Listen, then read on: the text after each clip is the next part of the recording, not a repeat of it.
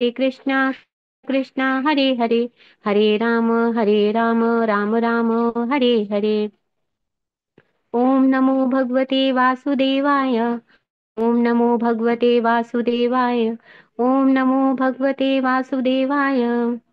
मत एक बंधो मत संगीन मत कुरो मन महाधन, मन निस्तार का मत भाग्य मद आनंद नमोस्तुते। नारायणं नमस्कृत्य नरं चैव नरोत्तमं, देवीं सरस्वतीं व्यासं ततो जयम् उदीरयेत्। नष्टप्रायेषु अभद्रेषु नित्यं भागवत सेव्या, भगवती उत्तम श्लोक भक्तिर्भवति नैष्टिकी। मूकं करोति वाचालं पङ्गुलङ्घिते गिरिं, यत्कृपातमहं वन्दे परमानन्दमाधवम्। कृष्णाय वासुदेवाय देवकी नंदनाय च नंदगोपकुमाराय गोविन्दाय नमः। नमः पंकजनाभाय नमः पंकजमालिने, नमः पंकजनेत्राय नमस्ते पंकजांग्रये। हरे कृष्ण कृष्ण कृष्ण हरे हरे, हरे राम राम राम हरे हरे। हरे कृष्ण। हरे कृष्ण माता जी, धन्यवाद। ये हम लोग स्कंद 2 के अध्याय 9 के सप्तम श्लोक में है, 7वें श्लोक में है। इसमें भगवान के वचनों का ही उदाहरण देते हुए अब सुखदेव गोस्वामी जी परीक्षित महाराज के प्रश्नों का उत्तर दे रहे हैं। तो आज हम लोग सप्तम श्लोक से स्टार्ट करेंगे।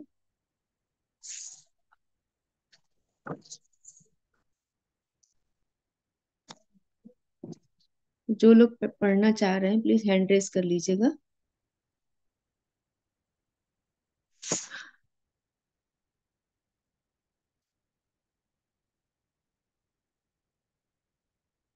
काली शरण प्रभु जी पढ़िएगा।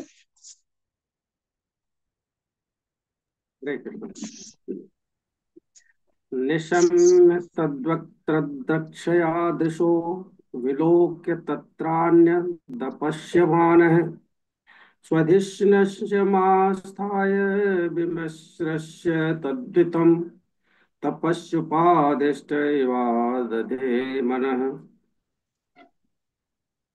जब उन्होंने वह ध्वनि सुनी तो वे ध्वनिकर्ता को चारों ओर ढूंढने का प्रयत्न करने लगे, किंतु जब वे वहां अपने अतिरिक्त अन्य किसी को न पा सके तब उन्होंने कमलासन पर दृढ़ता पूर्वक बैठ जाना और आदेशानुसार तपस्या करने में ध्यान देना ही श्रेष्ठ कर समझा। तात्पर्य: जीवन में सफलता प्राप्त करने के लिए मनुष्य को ब्रह्मा के उदाहरण का अनुसरण करना चाहिए, जो सृष्टि के प्रारंभ काल के प्रथम जीव हैं। परमेश्वर द्वारा तपस्या में दीक्षित किए जाने पर उन्होंने तपस्या करने का संकल्प किया और अपनी चारों ओर अपने सिवाय अन्य किसी को न पाकर वे ठीक ही समझ सके कि वह ध्वनि स्वयं श्री भगवान ने की थी। उस समय वहां ब्रह्मा ही एकमात्र जीव थे, क्योंकि तब कोई सृजन नहीं हुआ था और न उनके अतिरिक्त वहां कोई अन्य कोई था।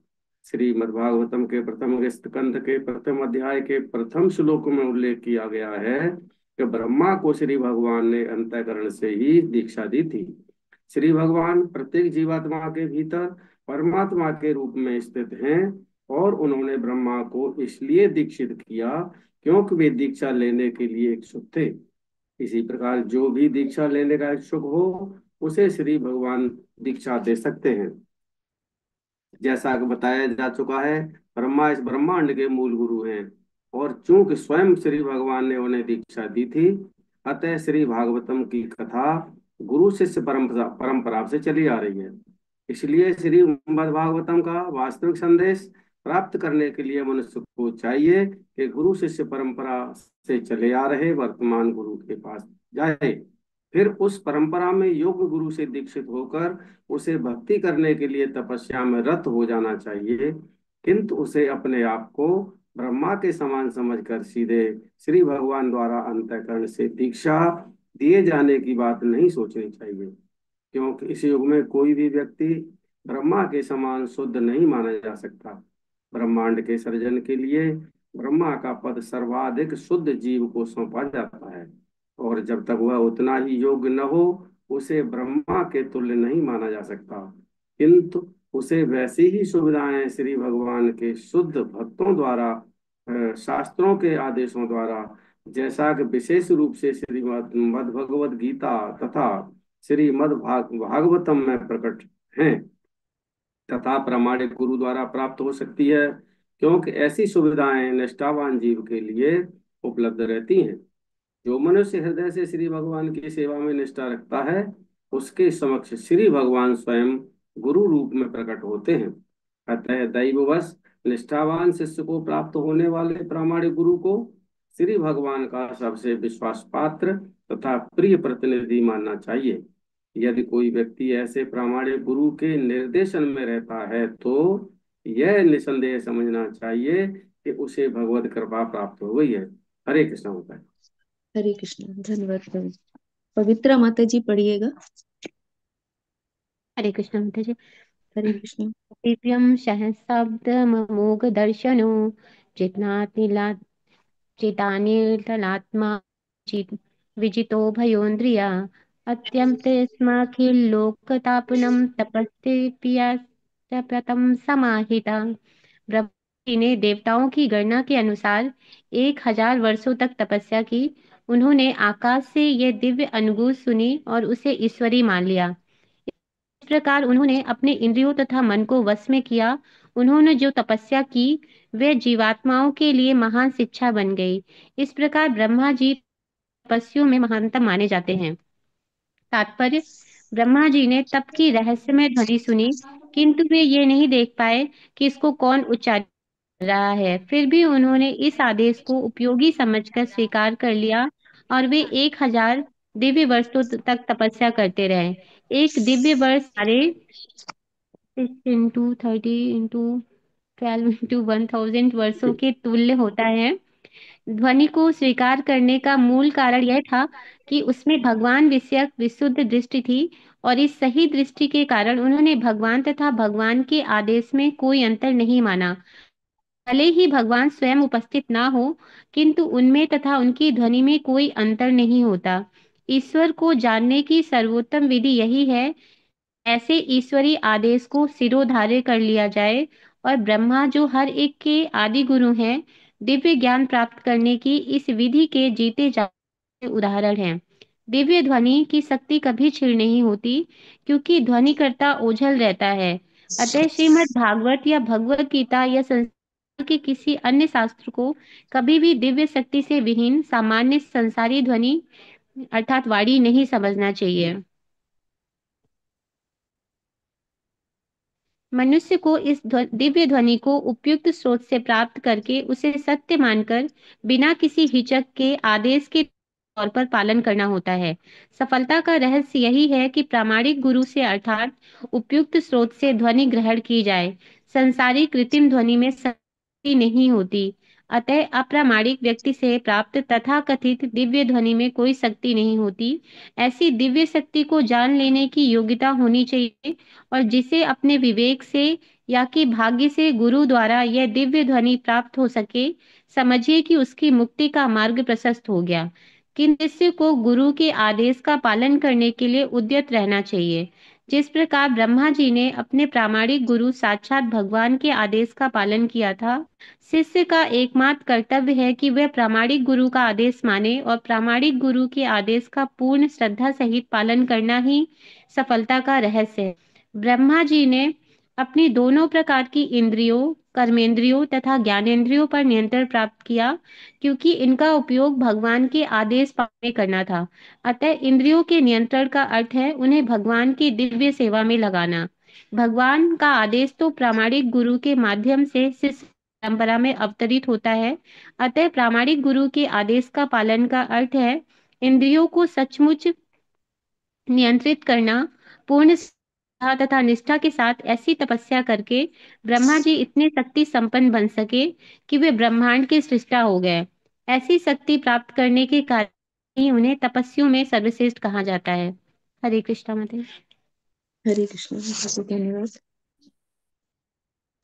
तो 7वें श्लोक में बता रहे हैं कि जब उन्होंने वह दिव्य ध्वनि सुनी, इसके पहले जैसे हम लोगों ने पढ़ा था, 2-3 श्लोकों में विवरण आया था कि ब्रह्मा जी को शब्द सुनाई दिए थे जब उन्होंने ऊपर नीचे कमल नाल में ही प्रवेश कर रहे थे कि मैं कहाँ हूँ, कौन हूँ, मैं अपने आप को जानने की इच्छा कर रहे थे। तो वो नीचे तक गए लेकिन वो कुछ भी नहीं समझ पाए, भगवान को भी वो देख नहीं पाए थे। फिर उन्हें एक ध्वनि सुनाई दी थी, ता और पा, दो शब्द सुनाई दिए थे। तो फिर उन्होंने उसी ध्वनि को ही सहर्ष से स्वीकार करके फिर अब ये उन्हीं के आदेश के अनुसार तप करना वो शुरू कर रहे हैं। तो जब उन्होंने ध्वनि सुनी तो ध्वनिकर्ता को चारों ओर ढूंढने का प्रयत्न करने लगे। तो जब कोई आवाज हमें भी सुनाई देती तो हमारा भी मन होता है कि कहाँ कहाँ से आवाज आई, इसको सुनने का, कहाँ से वो आवाज है देखने का हमें लगता है कि हम देखें उसको कहाँ से आवाज आ रही है। तो ब्रह्मा जी भी ऐसा प्रयत्न कर रहे थे किंतु वो वहां पर अपने अतिरिक्त किसी को भी नहीं पा पाए। और फिर वो सब कुछ छोड़ करके कमल आसन पर उन्होंने दृढ़ता पूर्वक विराजमान हुए और तप करना ही उन्होंने श्रेयस्कर समझा। तो प्रभुपाद जी तात्पर्य में लिख रहे हैं कि जीवन में सफलता प्राप्त करने के लिए हमें ब्रह्मा जी के उदाहरण का अनुसरण करना चाहिए। तो ब्रह्मा जी के उदाहरण क्यों ले रहे हैं, क्योंकि उन्होंने भगवान से जो आदेश प्राप्त हुआ तो बिना किसी हिचक के उन्होंने ऐसा नहीं सोचा कि मेरे अलावा कोई नहीं है, मैं ही भगवान हूँ, मैं ही सृष्टि करता हूँ। ऐसा कुछ उनके मन में विचार नहीं आया, एक श्रद्धा थी उनके मन में। तो कोई तो है जो इसको संचालन कर रहा है। जो तब शब्द उनको सुनाई दिया उस पर उन्होंने विश्वास किया कि भगवान की ही आवाज है, भगवान की अनुगूंज है, और उसको आदेश मान करके उन्होंने तप करना शुरू किया। तो उसी तरह से प्रभुपाद जी यहाँ पर लिख रहे हैं कि हमें भी ब्रह्मा जी के उदाहरण का अनुसरण करना चाहिए कि उन्होंने जिस श्रद्धा से भगवान के आदेश का पालन किया, तो हमें भी भगवान के आदेशों का, जो हमें श्रीमद् भागवत भगवत गीता से मिल रही है, उन आदेशों का हमको भी पूर्ण श्रद्धा के साथ पालन करना चाहिए। फिर आगे प्रभुपाद जी लिख रहे हैं, श्रीमद् भागवत के प्रथम स्कंद प्रथम अध्याय प्रथम श्लोक में ब्रह्मा जी को श्री भगवान ने अंतःकरण से ही दीक्षा दी थी।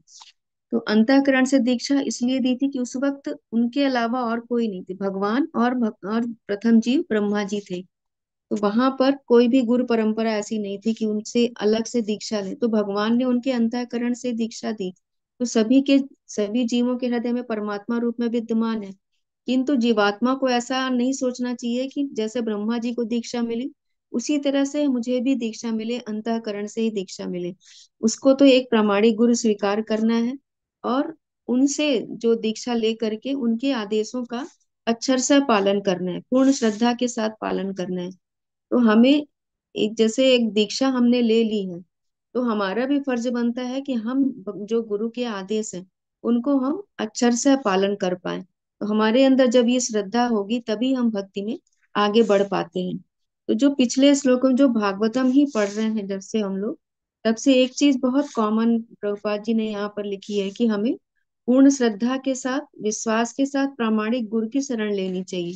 तो प्रामाणिक गुरु के लिए तो ये बार बार प्रभुपाद जी इसीलिए लिख रहे हैं कि कोई भी स्रोत इधर उधर के स्रोतों से पे हम ना जा करके जो प्रामाणिक परंपरा से हमको ज्ञान मिल रहा है उसको ही हमको धारण करना है, उसमें जो बताया जा रहा है, क्योंकि वो भगवान की वाणी वाणी है। तो अक्षर से वो सत्य है, वो अपौरुषेय है, किसी भौतिक जीव ने उसको नहीं लिखा है। तो ये जो श्रीमद् भागवत भगवत गीता, ये अन्य पुराण जो भी हैं शास्त्र हैं, तो वो सब भगवान की वाणी है, उसमें कोई भी मानवीय त्रुटि नहीं है। जो दार्शनिक चिंतन के विवरण होते हैं तो उनमें मानवीय त्रुटि हो सकती है, क्योंकि वो लोग स्वयं के जो ज्ञान है उसको लिख करके वो लोग सोचना समझना अनुभव के द्वारा वो समझना चाहते हैं कि भगवान कौन है। तो उसमें त्रुटियां हो सकती हैं, किंतु जो हमारे वेद हैं शास्त्र हैं वो प्रामाणिक स्रोत से आ रहे हैं तो उनमें कोई भी त्रुटि नहीं होती है। फिर आगे प्रभुपाद जी यही लिख रहे हैं कि श्रीमद् भागवत जो है कि वो गुरु परंपरा से ही चलकर आ रही है, तो हमें भी यही इसी का पालन करना है। तो हमें भी डायरेक्टली भगवान से ऐसा नहीं सोचना है कि भगवान ही हमको आकर के दीक्षा दें, और हमें प्रामाणिक गुरु की शरण में जाना है और वहीं पर उनसे दीक्षा लेकर उनका अक्षर से पालन करना है। तो ब्रह्मांड की सृष्टि के लिए ब्रह्मा पद का भार सर्वाधिक शुद्ध जीव को सौंपा जाता है। तो जो ब्रह्मा जी भी हैं तो सर्वाधिक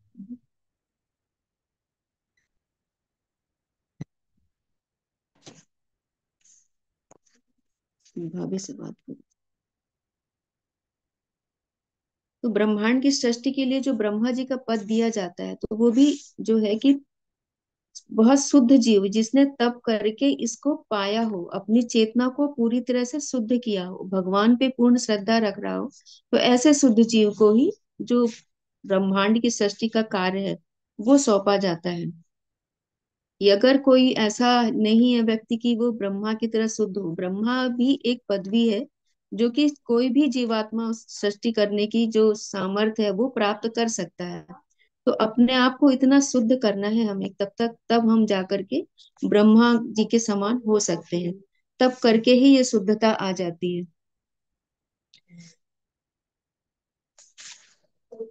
8वें श्लोक में है,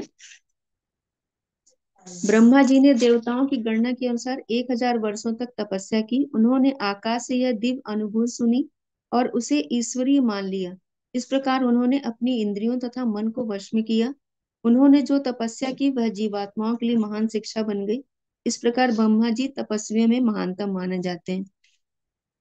तो ब्रह्मा जी ने भी कई वर्षों तक देवताओं की गणना के अनुसार 1000 वर्षों तक, तो देवताओं का जो एक दिन होता है तो वो हमारे 6 मास के बराबर होता है।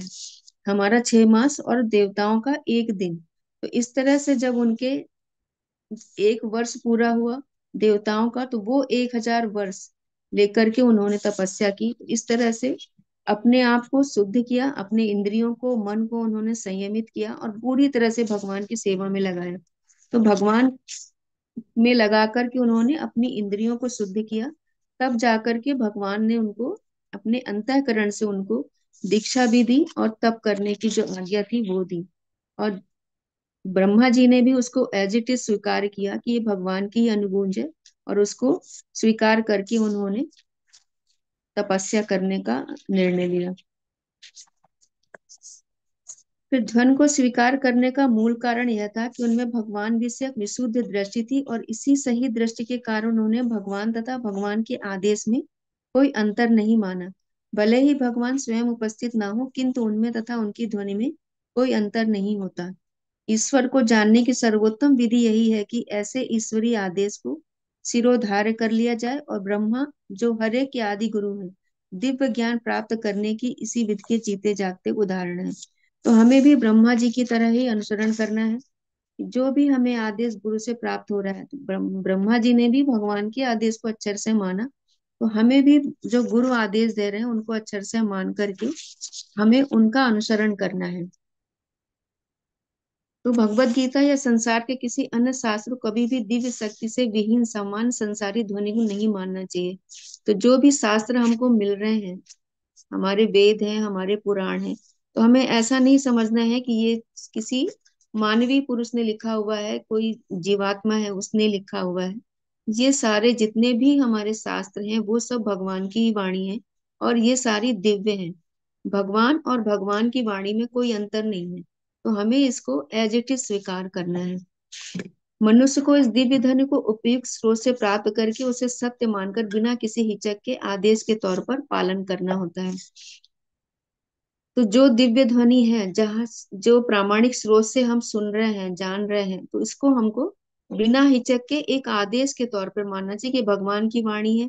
जो कुछ भी शास्त्र में लिखा हुआ है वो एज इट इज हमको स्वीकार करना है। तो ऐसी दिव्य शक्ति को जान लेने की योग्यता होनी चाहिए, और जिसे अपने विवेक से या कि भाग्य से गुरु द्वारा यह दिव्य ध्वनि प्राप्त हो सके, समझिए कि उसकी मुक्ति का मार्ग प्रशस्त हो गया। तो जब दीक्षा होती है तो दीक्षा के बाद ही हम लोगों को ये ऐसा बोला जाता है कि हम लोगों ने एक सीढ़ी ऊपर चढ़ लिया है।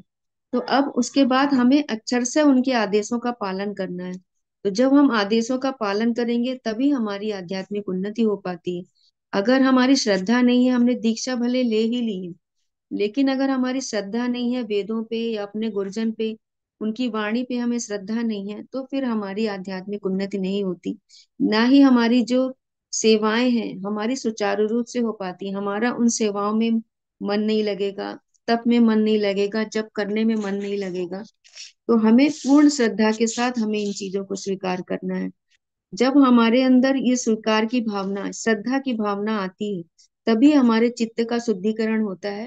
चित्त का शुद्धिकरण होगा तभी हमारा जप में भी मन लगेगा, ध्यान लगेगा उसमें। तो जब हम जप करें, अगर हमारा मन भटक रहा है तो कहीं ना कहीं हमसे त्रुटि हो रही है। इस बात को समझ करके हमें जो गुरु के आदेश है, भगवान के आदेश है, उनका अक्षर से पालन करना है। तो शिष्य को गुरु के आदेश का पालन करने के लिए उद्यत रहना चाहिए, जिस प्रकार ब्रह्मा जी ने अपने प्रामाणिक गुरु साक्षात भगवान के आदेश का पालन किया था। तो हमें भी जो गुरु आदेश दे रहे हैं उनके लिए हमेशा उद्यत रहना चाहिए कि हमें बस गुरु ने क्या आदेश दिया उसको हम कैसे पालन करें। ये हमारे अंदर ऐसी उत्कंठा होनी चाहिए कि गुरु का आदेश हम कैसे पालन कर पाए। तो ब्रह्मा जी ने अपनी दोनों प्रकार की इंद्रियों, यानी कि कर्मेंद्रियों और ज्ञानेंद्रियों, दोनों को ही भगवान की सेवा में उन्होंने लगा लिया। जो इंद्रियां भी हैं वो भगवान के द्वारा ही नियंत्रित है, भगवान ही उनके स्वामी हैं। तो इनको अगर हम भगवान की सेवा में लगाते हैं तो हमारी इंद्रियां कंट्रोल में रहती हैं। तो सारी इंद्रियां जब भगवान की सेवा में लगी रहेंगी तो इस तरह से उनका नियंत्रण हो पाता है। तो इसी तरह से ब्रह्मा जी ने अपनी सारी कर्मेंद्रियों ज्ञानेंद्रियों को भी भगवान की सेवा में लगा लिया। इस तरह से उन्होंने उसको कंट्रोल किया। भगवान का आदेश तो प्रामाणिक गुरु के माध्यम से शिष्य परंपरा में अवतरित होता है। अतः प्रामाणिक गुरु के आदेश का पालन करने का अर्थ है इंद्रियों को सचमुच नियंत्रित करना। हम अपने जबरदस्ती अगर हम बाहरी रूप से अगर हम कंट्रोल कर रहे हैं, जैसे ध्यान साधना के द्वारा कर रहे हैं या अष्टांग योग पद्धति का पालन कर रहे हैं, इस तरह ये एक बहुत धीमी स्टेप होता है। किंतु जो भक्ति योग है, जब हम प्रामाणिक गुरु से हम सीखते हैं कि कैसे हमें भक्ति करनी है, तो ये इंद्रियां हमारी नेचुरल तौर पे कंट्रोल में आ जाती हैं, क्योंकि हम इनको स्वाभाविक रूप से गुरु के आदेश के अनुसार भगवान की सेवा में लगा देते हैं। तो गुरु जैसा आदेश दे रहे हैं वैसे ही हम कर्म कर रहे हैं। तो हमारी इंद्रियां, कर्मेंद्रियां चाहे ज्ञानेंद्रियां, दोनों ही हमारी नियंत्रित हो जाती हैं। किसी को उसमें और कुछ ऐड करना हो या किसी की जिज्ञासा हो तो बोल सकते हैं, तो फिर हम लोग आगे बढ़ेंगे। हरे कृष्ण माता जी। हरे कृष्ण। अभी जो मल्टीपल जो दिया हुआ है 9वें 8वें श्लोक में 6 into 13 to 12 into 1000, इसका जी वो करके आता है 21,60,000 वर्ष। 21,60,000 मानव वर्ष बराबर एक दैवी वर्ष। इसको बाकी सभी साधकों के लिए है ये जी इक्कीस जी लाख धन्य साठ हजार वर्ष जी जो जी कि एक ब्रह्मा जी की जो तपस्या वाला 1,000 देवी वर्ष जो बोला गया है वो चीज है ये। धन्यवाद प्रभु जी। जी। हरे कृष्ण। हरे कृष्ण। बिमला माता जी पढ़िएगा आगे।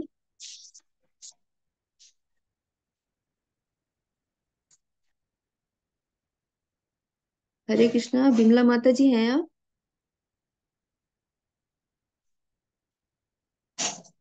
और कोई भक्त पढ़ना चाह रहे हैं तो फिर हम लोग रिपीट करेंगे।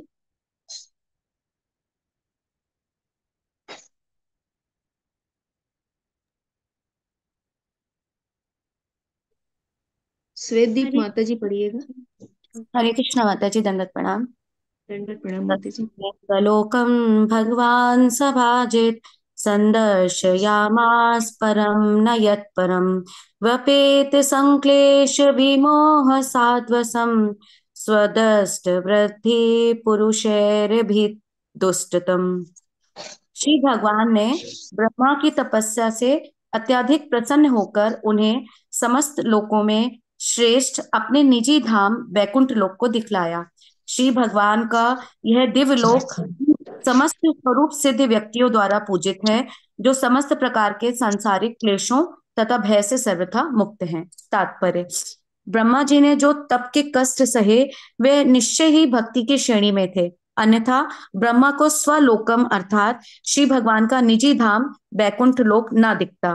श्री भगवान का निजी धाम अर्थात बैकुंठ ना तो काल्पनिक है ना भौतिक, जैसा कि निर्विशेषवादी सोचते हैं, किंतु श्री भगवान के इन दिव्य धामों की प्राप्ति भक्ति में सेवा द्वारा ही संभव है, और इस प्रकार भक्त लोग इन धामों में प्रवेश करते हैं। निसंदेह तप करना कष्टप्रद है, किंतु भक्ति योग की साधना में जो कष्ट सहे जाते हैं वे आरंभ से ही दिव्य आनंद प्रदान करने वाले होते हैं।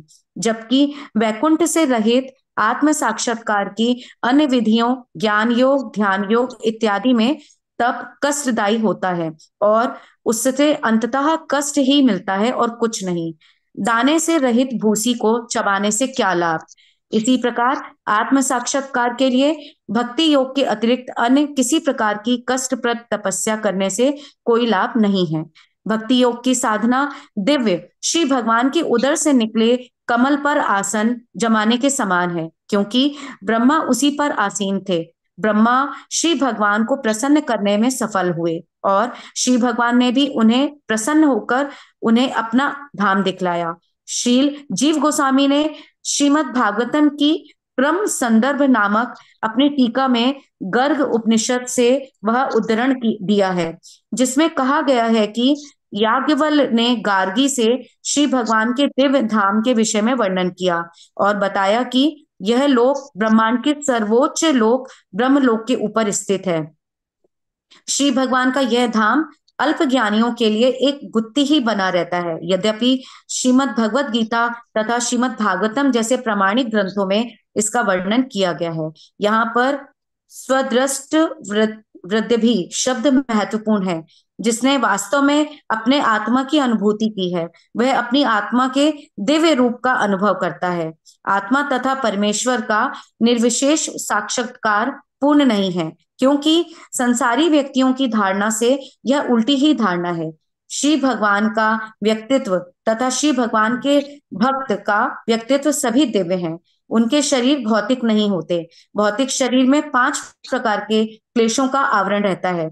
ये हैं अविद्या, भौतिक बोध, आसक्ति, घृणा तथा अवशोषण। जब तक मनुष्य इन 5 क्लेशों से घिरा रहता है, तब तक वैकुंठ लोक में उसके प्रविष्ट होने का प्रश्न ही नहीं उठता।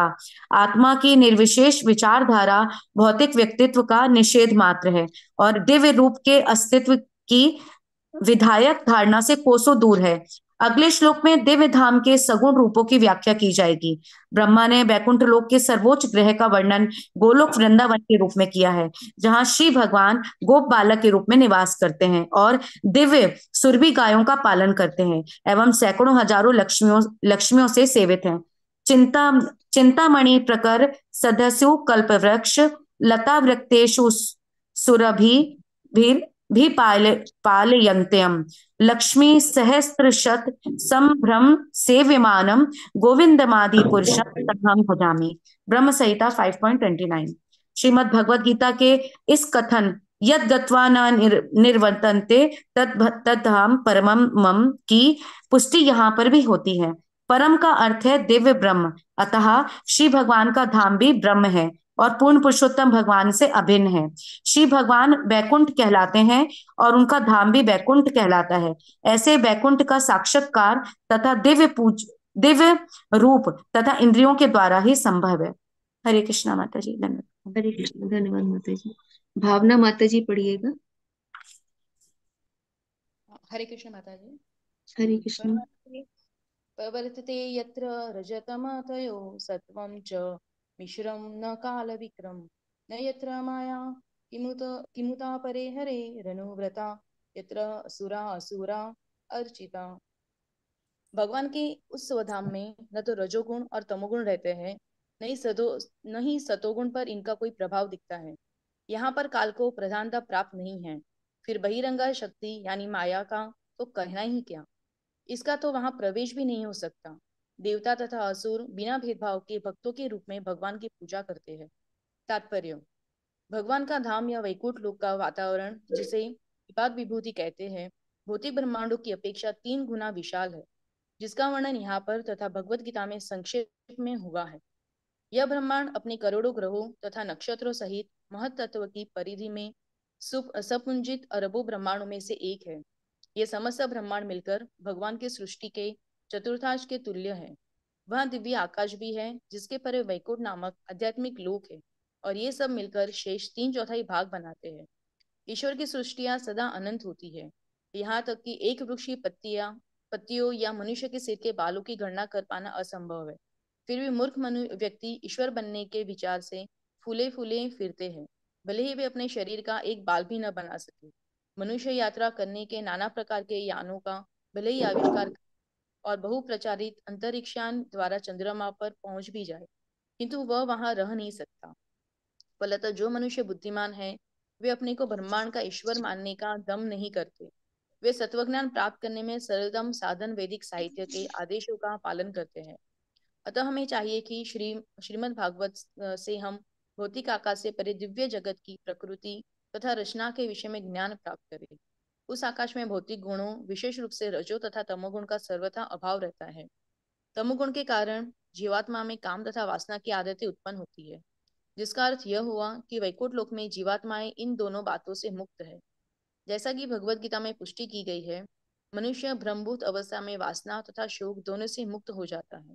अतः इससे निष्कर्ष यह निकला कि वैकुंठ लोक के निवासी ब्रह्म जीवात्माएं हैं, जबकि संसारी जीव वासना तथा शोक से पूर्ण रहते हैं। जब भौतिक जगत में कोई व्यक्ति रजोगुणी तथा तमोगुणी नहीं होता, तो उसका यही अर्थ होता है कि वह सतोगुणी है। किंतु भौतिक जगत में सतोगुण की भी कभी कभी रजो तथा तमोगुण से दूषित हो जाता है। वैकुंठ लोक में केवल अमिश्र सतोगुण पाया जाता है।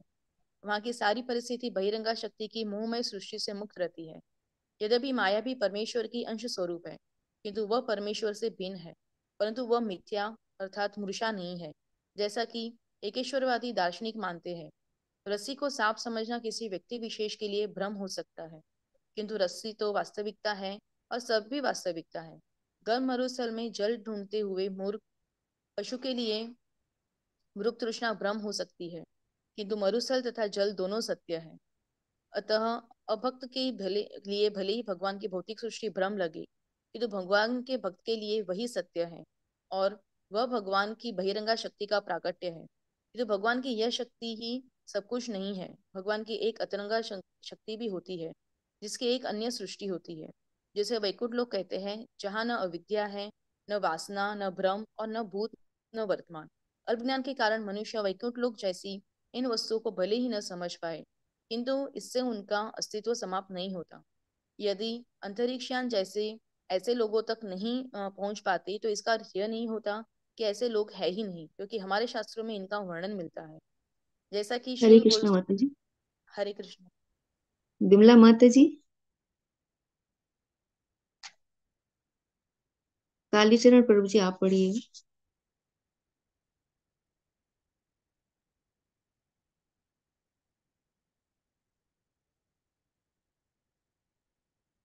हरे कृष्णा। कालीचरण प्रभु जी हैं आप कॉल पे, या विमला जी माता जी, जो भी। जी हरे मैं, कृष्ण। हाँ जी पढ़ता हूँ। हरे कृष्ण। जैसा कि श्री श्रील जीव गोस्वामी ने उद्धृत किया है, नारद पंचात से हम जान सकते हैं कि दिव्य जगत अर्थात वैकुंठ लोक दिव्य गुणों से युक्त है।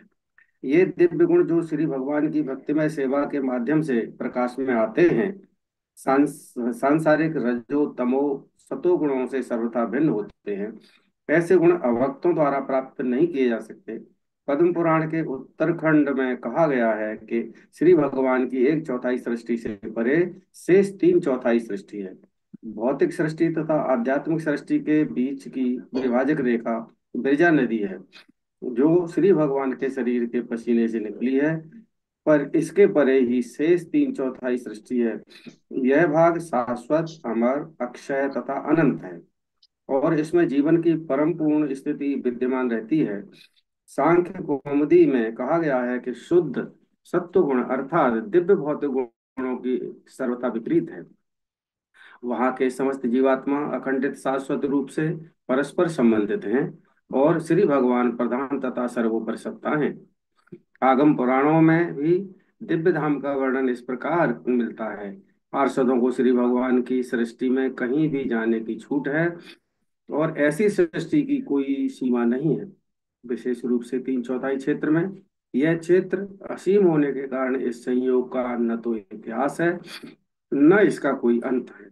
निष्कर्ष यह निकाला जा सकता है कि वहां पर भौतिक रजो तथा तमो गुणों के सर्वथा अभाव होने के कारण सृजन तथा प्रलय का प्रश्न ही नहीं उठता। भौतिक जगत में प्रत्येक वस्तु का सृजन होता है और प्रत्येक वस्तु का विनाश होता है, और सृष्टि तथा विनाश के बीच की जीवन की अवधि क्षणिक है। दिव्य क्षेत्र में न तो सृजन होता है न विनाश, फलतः जीवन की अवधि अनंत होती है। दूसरे शब्दों में दिव्यलोक की प्रत्येक वस्तु अमर है, वह ज्ञान तथा आनंद से परिपूर्ण है और वह क्षीण नहीं होती। विनाश न होने से काल के संदर्भ में वहां पर न तो भूत है, न वर्तमान और न भविष्य। इस श्लोक में स्पष्ट उल्लेख है कि वहां काल का प्रभाव उसकी अनुपस्थिति से ध्यान खींचने वाली बात है। सारा भौतिक संसार तत्वों की क्रिया तथा प्रतिक्रियाओं से प्रकट होता है, जिससे भूत वर्तमान भविष्य के रूप में समय का प्रभाव सुस्पष्ट दिखता है। किंतु वहां पर कार्य कारण की ऐसी क्रिया प्रतिक्रिया नहीं होती। अतः जन्म वृद्धि अस्तित्व रूपांतर तथा क्षय विनाश का चक्र, ये छह भौतिक परिवर्तन नहीं पाए जाते। यह तो श्री भगवान की शक्ति का विशुद्ध प्राकट्य है और इसमें कोई भ्रमणा नहीं है। जैसा कि इस भौतिक संसार में अनुभव होता है, वैकुंठ का समग्र अस्तित्व बताता है कि वहां का प्रत्येक जीव श्री भगवान का अनुचर है। वहाँ श्री भगवान ही मुख्य नेता हैं। वहाँ नायकत्व के लिए कोई प्रतिस्पर्धा नहीं है और सारे लोग श्री भगवान के अनुगामी हैं। अतः वेदों में पुष्टि की गई है कि श्री भगवान ही प्रधान नायक हैं और शेष सारे जीवात्मा उनके अधीन हैं, क्योंकि ईश्वर ही इन सभी की आवश्यकताओं की पूर्ति करने वाले हैं। हरे कृष्ण माता जी। हरे कृष्ण गुरु जी, धन्यवाद। अब 9वें श्लोक में भगवान ब्रह्मा जी की तपस्या से प्रसन्न होते हैं और अपना जो निजी धाम है, जो वो गोलोक धाम है, उसको दिखलाते हैं उनको। तो ये जो दिव्य लोक है, उनको बता रहे हैं कि जो स्वरूप सिद्ध व्यक्ति हैं, यानी कि जो मुक्त पुरुष हैं, जो तीनों कलमश से मुक्त हो चुके हैं, त्रिगुणात्मक प्रकृति को पार कर चुके हैं, उन्हीं को वही देख सकते हैं उनको, और उन्हीं के द्वारा ये पूजित भी है। और यह जो लोक है वो समित प्रकार के क्लेशों तथा सांसारिक भय से भी सर्वथा मुक्त है। तो ब्रह्मा जी ने जो भी कष्ट सहे थे, उससे भगवान प्रसन्न होते हैं और भगवान अपना जो दिव्य धाम है उसका दर्शन कराते हैं उनको।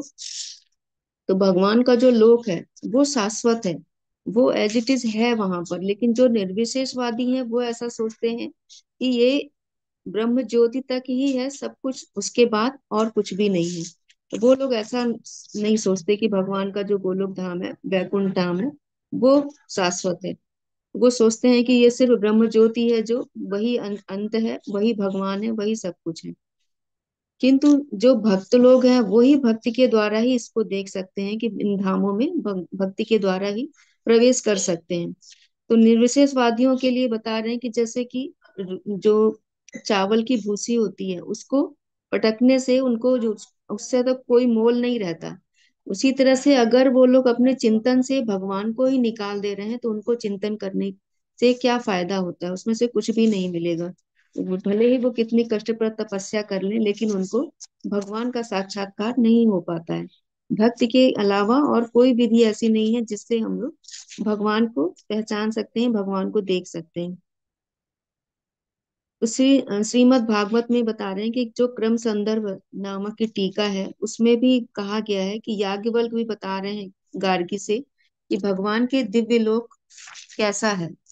तो वो बता रहे हैं कि ब्रह्मांड के सर्वोच्च लोक के ऊपर, ये ब्रह्मलोक के ऊपर ही स्थित है।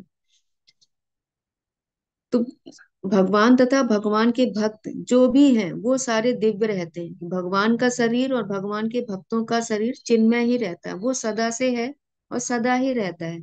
वहां पे कोई भी कलमश भी ऐसा नहीं है। तो भौतिक शरीर में 5 प्रकार की अविद्याएं रहती हैं, भौतिक क्लेशों का आवरण रहता है। ये 5 तरह के जो क्लेश है वो बता रहे हैं। अविद्या, भौतिक बोध, आसक्ति, घृणा तथा अवशोषण। अविद्या रहती है, वो भ्रम में रहता है कि वो शरीर है, अपने आप को शरीर मान करके ही जीता है। और अब भौतिक बोध यानी कि सब कुछ इस शरीर को ही मान करके वो जीवन अपना बिताता है, तो वो भौतिक धारणा में ही रहता है। आसक्ति रहती, जो अपने शरीर से रिलेटेड सारी चीजें रहती हैं उनसे वो आसक्त रहता है। घृणा भी उसके अंदर रहती है, नफरत का भाव रहता है, ईर्ष्या का भाव, द्वेष का भाव उनके अंदर रहता है। और शोषण करने की, जो शोषण करने की है इच्छा, कि प्रकृति का दोहन करने की इच्छा, प्रकृति पर प्रभुत्व जमाता जताने की इच्छा, स्वामित्व की भावना, तो ये सब उसके अंदर क्लेश रहते हैं। तो ये जब तक मनुष्य इन 5 क्लेशों से घिरा रहता है तब तक वो वैकुंठ लोकों में प्रवेश नहीं कर पाता। तो हमें इनसे मुक्त होने की मुक्त होने का प्रयास करना चाहिए। स्व की निर्विशेष विचारधारा भौतिक व्यक्तित्व का निषेध है और दिव्य स्वरूप के अस्तित्व से कोसों दूर है। अगले श्लोकों में दिव्य धाम के सगुण रूपों की व्याख्या की जाएगी। ब्रह्मा जी ने भी सर्वोच्च लोक वैकुंठ लोक गोलोक वृंदावन कहा है, जहाँ भगवान गोप के रूप में दिव्य स्वरूपी गायों सहित सैकड़ों हजारों लक्ष्मियों से घिरे रहते हैं। तो ब्रह्म संहिता में भगवान ब्रह्मा जी ने भी भगवान के दिव्य लोक का वर्णन काफी अच्छे से किया हुआ है। उसी का श्लोक यहाँ पर ले रहे हैं कि वो ऐसा ऐसा लोक है जहाँ पे दिव्य सुरभि गाय हैं और सैकड़ों हजारों लक्ष्मियों से भगवान घिरे रहते हैं। फिर भगवत गीता का भी उदाहरण ले रहे हैं, तो उससे भी पुष्टि होती है कि परम का अर्थ है परब्रह्म, अतः भगवान का धाम ही पूर्ण है और पुरुषोत्तम भगवान से अभिन्न है, ब्रह्म भी है। भगवान वैकुंठ कहलाते हैं। तो जो भगवान का धाम है और भगवान है, दोनों ही एक ही हैं, इनमें कोई भी डिफरेंस नहीं है। वो भी शाश्वत है और भगवान का धाम भी शाश्वत है। तो भगवान वैकुंठ कहलाते हैं और उनका धाम भी वैकुंठ है। ऐसे वैकुंठ का साक्षात्कार तथा पूजा दिव्य रूप तथा इंद्रियों द्वारा ही संभव है। जब हम अपनी तपस्या अपने इंद्रियों को शुद्ध करते हैं, तभी हम भगवत धाम में प्रवेश करने के अधिकारी हैं और तभी हम भगवान का सानिध्य प्राप्त कर पाते हैं। 10वें श्लोक में बता रहे हैं कि भगवान का जो वो स्वधाम है, उसमें ये रजतम जो क्लेश है, जो अवगुण है, ये रजतम सतगुण, तो ये सब वहां पर नहीं होते, इनका कोई प्रभाव वहां पर नहीं दिखता है। वहां पर काल की भी प्रधानता नहीं रहती, सब कुछ वहां पर शाश्वत है। तो जब कोई वहां पर सृष्टि नहीं है, जब कोई वहां पर विनाश नहीं हो रहा, तो इस तरह से काल का वहां पर काल है, काल शाश्वत रूप से है वहां पर, किंतु ये सृष्टि का सृजन और विनाश ऐसा कुछ भी वहां पर नहीं होता है। फिर बहिरंगा शक्ति का तो कहना ही क्या है। बहिरंगा शक्ति भगवान की ही शक्ति है, ऐसा नहीं है कि वो शक्ति उनकी नहीं है उनकी ही शक्ति, किंतु वहां पर उनका कोई प्रभाव नहीं रहता, क्योंकि यहाँ पर भी जो भी कार्य कर रही हूँ भगवान की अध्यक्षता में ही कार्य करती हैं। तो बहिरंगा शक्ति भगवान की शक्ति है, तो ये भ्रम नहीं है हमारा, ये है शक्ति, लेकिन वहां पर इनका कुछ भी कार्य नहीं रहता है। देवता तथा असुर बिना भेदभाव के भक्तों के रूप में भगवान की पूजा करते हैं। तो देवता तथा असुर, अभी असुर कौन है? जैसे प्रहलाद महाराज हैं, बलि महाराज हैं, तो ये लोग भी भगवान के भक्त थे। तो भक्ति करके ही ये वहां पर अपने रूप में गए और वहां पर देवताओं के साथ ही मिलकर के वो भी भगवान के सेवा में लगे हुए। भगवान का जो धाम है और वैकुंठ का जो वातावरण है, त्रिपाद विभूति कहलाता है। जैसे एक चौथाई सर्किल अगर हम ले रहे हैं, तो 1/4 पार्ट हमारा भौतिक जगत होता है और 3/4 पार्ट जो है भगवान का आध्यात्मिक जगत है। तो ये जो भौतिक ब्रह्मांड से 3 गुना बड़ा हमारा आध्यात्मिक जगत है, भगवान का शाश्वत धाम। यह ब्रह्मांड अपने करोड़ों ग्रहों तथा नक्षत्रों सहित महतत्व की परिधि में संपूजित अरबों ब्रह्मांडों में से एक है। ये समस्त ब्रह्मांड मिलकर भगवान की सृष्टि के चतुर्थांश के तुल्य है। तो जो भी भौतिक जगत है, तो ये 1/4 है और आध्यात्मिक जगत 3/4। वहां दिव्य आकाश भी है, जिसके परे वैकुंठ नामक आध्यात्मिक लोक है। तो ब्रह्मा जी के लोक से ऊपर एक दिव्य आकाश है, उसके ऊपर जाने पर फिर वैकुंठ का धाम है जो आध्यात्मिक लोक है। इस तरह से फिर यहाँ के जो साइंटिस्ट हैं उनके लिए बता रहे हैं कि जो लोग वृक्ष की पत्तियां या अपने सर के बाल वो भी गणना नहीं कर सकते हैं, फिर भी अपने जो ईश्वर बनने का विचार है उससे वो लोग फूले फूले फिरते हैं, कि वो समझते हैं कि मैं ईश्वर में कुछ भी अगर आविष्कार कर लिया तो वो अपने आप को बहुत सृष्टि करने का कारण मान लेते हैं, समझ लेते हैं कि मैं भी सृष्टि कर सकता हूँ। मनुष्य यात्रा करने के नाना प्रकार के यानों का भले ही आविष्कार कर ले और बहुप्रचारित अंतरिक्ष यान द्वारा चंद्रमा पर पहुंच भी जाए, किंतु वह वहां रह नहीं सकता। तो अगर जैसे हम लोग यहाँ पर देखते हैं चंद्रयान या सूर्ययान, जो कुछ भी यहाँ पर बनाया जा रहा है, उससे आप वहां पर जो जीवन है वहां पर वो शुरू नहीं कर सकते। जो कुछ वहां पर है वो एज इट इज है, भगवान के द्वारा निर्धारित है। किंतु अगर ये जो वैज्ञानिक वगैरह हैं ये जा रहे हैं वहां पर, तो कुछ समय के लिए तो रहेंगे, लेकिन फिर उन्हें वापस इस धरा पर ही आना है, क्योंकि उनको वहां पर वो एनवायरनमेंट नहीं मिलेगा कि जिससे कि उनका जीवन यापन हो पाए। फलतः जो मनुष्य बुद्धिमान है वे अपने को ब्रह्मांड का ईश्वर मानने का दंभ नहीं करते। वे सत्व ज्ञान प्राप्त करने के सरलतम साधन वैदिक साहित्य के आदेशों का पालन करते हैं। तो जो भी इन चीजों को समझ रहा है कि भगवान को जान रहा है, भगवान में श्रद्धा रख रहा है, तो वो अपने आप को ब्रह्मांड का जो स्वामी है वो नहीं मानता कि ईश्वर है वो सब ये नहीं मानते। और जो सत्य ज्ञान है उसको समझते हैं कि भगवान दिव्य है, भगवान का धाम शाश्वत है। तो इस तरह से वो ज्ञान लेकर के भगवान की आराधना में निरत होता है। तो हमें भी चाहिए कि जो हमें अ, आध्यात्मिक आकाश है उसके विषय में ज्यादा से ज्यादा हम श्रवण करें, ज्यादा से ज्यादा ज्ञान लेंगे, तब हम उसकी सत्यता को समझ पाते हैं। अगर हमारे मन में ये विचार आ रहा है कि ऐसा कोई लोक है ही नहीं, तो फिर हम उस तक फिर नहीं पहुंच पाएंगे। जैसे कि अब यहाँ आचार्य उदाहरण देते हैं कि अमेरिका को भी हमने श्रवण के माध्यम से ही जाना कि अमेरिका एक ऐसी जगह है, भले ही हमें यहाँ से दृष्टिगोचर नहीं हो रहा, वहाँ के मार्केट प्लेस जो भी कुछ चीजें हैं वहां पर वो हमें यहाँ से दिख नहीं रही हैं, लेकिन इसका मतलब ये नहीं कि वो है नहीं, वहां पर वो है। लेकिन जब हम साधन करेंगे वहां तक पहुंचने का, तब हम वहां पर पहुंच पाएंगे। उसी तरह से भगवान का आध्यात्मिक जगत भी है, और श्रवण के माध्यम से भी हम जान सकते हैं कि भगवान का ये दिव्य धाम कहाँ है और कैसे वहां किस साधन से हम पहुंच सकते हैं। तो उसके अनुसार, जब शास्त्रों के अनुसार ही जब हम पालन करेंगे, तभी हम भगवान के दिव्य धाम में प्रवेश कर सकते हैं। तो जो भगवान के दिव्य धाम के बारे में विवरण आ रहा है कि वहां पे रजो तमो गुण का सर्वथा अभाव रहता है, जिसके कारण वहां पे किसी भी तरह की काम वासना वहां पर नहीं होती है, वहां पर सारी चीजें शुद्ध रूप में रहती हैं। मनुष्य ब्रह्मभूत अवस्था में वासना तथा शोक दोनों से ही मुक्त हो जाता है। जब सत रस तम ये तीनों समाप्त हो जाते हैं, शुद्ध सत्व की स्टेज आ जाती है, तो किसी तरह से काम की भावना हमारे अंदर नहीं रहती, कोई भी इच्छा हमारे अंदर नहीं रहती। सिर्फ एक ही साध्य रहता है कि भगवान को हमें प्रसन्न करना, अपनी सारी इंद्रियों को भगवान की सेवा में लगाना। इस तरह से वो इस जगत में रहते हुए भी इन सत रस तम से ऊपर चला जाता है। तो वहां पर भी जो आध्यात्मिक जगत है वहां पर भी इनका कोई प्रभाव नहीं रहता, सत रस तम गुण वहां पर नहीं रहते हैं।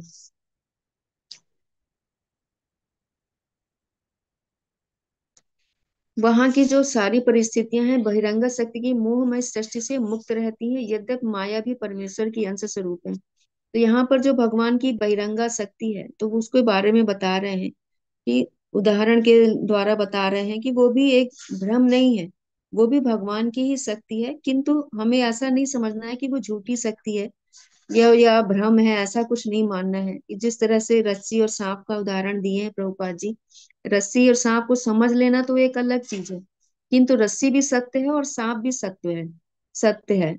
और इस तरह से भगवान की जो बहिरंगा शक्ति है वो भी सत्य ही है, वो हमारा भ्रम नहीं है। किंतु जो बहिरंगा शक्ति है वही सब कुछ नहीं है। जैसे हम लोग इस जगत में हैं तो बहुत से लोग दुर्गा देवी की आराधना करते हैं और वो समझते हैं कि वही संपूर्ण है, वही सृष्टि की कर्ता है। तो ऐसा नहीं है, ऐसा हमको ये समझना है कि ये भी भगवान की अध्यक्षता में कार्य कर रही है। जैसा भगवत गीता अगर हम पढ़ते हैं, उसमें श्लोक आता है, मया अध्यक्षेण प्रकृति सूयते सा चराचरम। भगवान की अध्यक्षता में ही ये प्रकृति कार्य कर रही है। तो बहिरंगा शक्ति भी भगवान की ही अध्यक्षता में कार्य कर रही है, वो भी स्वतंत्र रूप से कार्य नहीं करती। अतः अभक्त के लिए भले ही भगवान की भौतिक सृष्टि भ्रम लगे, किंतु भगवान के भक्त के लिए वही सत्य है और वह भगवान की बहिरंगा शक्ति का प्राकट्य है। तो भगवान के भक्त हैं तो वो श्रद्धा पूर्वक भागवतम भगवत गीता का श्रवण करते हैं, उनको जानते हैं, तो वो समझ पाते हैं कि बहिरंगा शक्ति क्या है, अंतरंगा शक्ति क्या है, भगवान क्या है। तो इन चीजों को वो समझ पाते हैं।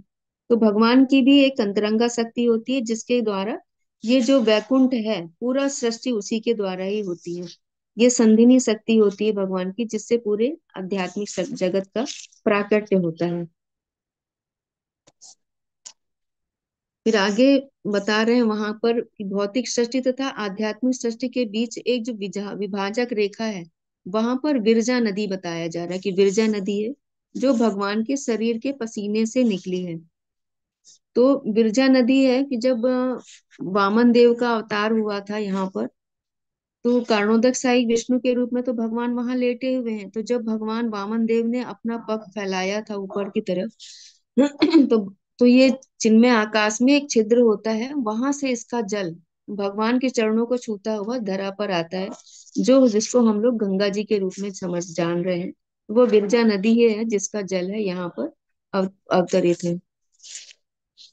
इसके पर शेष 3/4 सृष्टि है, वह अनशाश्वत, अमर, अक्षय तथा अनंत है।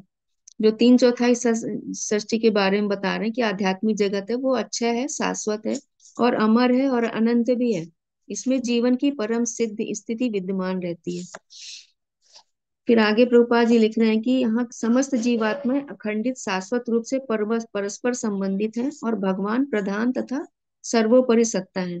जितनी भी जीवात्माएं हैं, अगर मुक्त होकर के वहां प्रवेश करती हैं, तो वो लोग भगवान की ही सेवा में रहती हैं। तो वो शाश्वत तो हैं, लेकिन वो भगवान की ही शक्ति है, भगवान के अंश स्वरूप ही है। जो भी भगवान के पार्षद हैं, वो जो भगवान की सृष्टि है, चाहे भौतिक जगत तो ब्रह्मांड के किसी भी कोने में वो लोग आ जा सकते हैं, आध्यात्मिक जगत में आ जा सकते हैं। तो ये छूट उनको मिली रहती है कि जो भगवान के भक्त होते हैं, भगवान के पार्षद होते हैं। फिर यहाँ पे निष्कर्ष रूप में बता रहे हैं कि वहां पर भौतिक रजो तथा तमोगुण के सर्वथा अभाव के कारण सृष्टि या प्रलय का प्रश्न ही नहीं उठता। तो जब सत रस तम गुण वहां पर है ही नहीं, तो सृष्टि का ना तो प्रलय होता है और ना ही वहां पर उनका विनाश होता है। तो भौतिक जगत में जो कुछ भी है, उसका सृष्टि भी होती है और उसका प्रलय भी होता है। किंतु जो आध्यात्मिक जगत है, वहां पर ना सृष्टि है और ना ही प्रलय होता है, और विनाश नहीं होता है, तो वहां पर काल का भी कोई प्रभाव नहीं होता है। ना तो वहां पर भूत है, ना वर्तमान है, ना भविष्य। सब कुछ शाश्वत है और एज इट इज चलता रहता है। सारा संसार तत्वों के घात प्रघात से प्रकट होता है, जिससे भूत, वर्तमान तथा भविष्य के रूप में समय का प्रभाव सुस्पष्ट दिखता है। तो ये जो भौतिक जगत है, वहां पर तो इन चीजों का प्रभाव दिखता है, किंतु जो आध्यात्मिक जगत है, वहां पर इनका कोई भी प्रभाव नहीं है। तो जो हमारे यहाँ पर 6 गुण होते हैं कि जन्म है, जन्म चक्र होता है, वृद्धि है, फिर अस्तित्व में आते रूपांतर होता है, उसका क्षय होता है और फिर प्रलय होता है। तो ये परिवर्तन, जो भौतिक परिवर्तन है, वो वहां पर नहीं पाए जाते हैं। जो वैकुंठ का समग्र अस्तित्व है, वो वहां का प्रत्येक जीव भगवान का ही अंशुर होता है। जो शाश्वत रूप से वहां पहुंच गए, तो वो भगवान का शाश्वत जीव ही है। और सारे जितने भी जीव वहां पर हैं, वो सब भगवान के ही अनुगामी रहते हैं। वो भगवान से विद्रोह नहीं, विद्रोह अगर किया तो फिर हमें भौतिक जगत में आना होता है। किंतु भगवान इतने दयालु है कि हम लोग अगर वैकुंठ में प्रवेश कर लिए, तो फिर वहां से हमें वापस नहीं आना होता है। अतः वेदों में पुष्टि की गई है कि भगवान ही प्रधान नायक है और शेष सारी जीवात्माएं उनके अधीन है, क्योंकि ईश्वर ही इन सभी की आवश्यकताओं की पूर्ति करने वाले हैं। तो भगवान ही प्रधान नायक है और हम लोग भगवान के सूक्ष्म अंश। और जो भी आवश्यकताएं हैं इन जीवात्माओं की, सारे जो भी जीवात्माएं हो और किसी भी ब्रह्मांड में हो, सारी आवश्यकताओं की पूर्ति भगवान ही करते हैं और वही प्रधान नायक है। हरे कृष्णा। किसी को कुछ और ऐड करना हो, ऐड कर सकते हैं, या जिज्ञासा हो किसी की।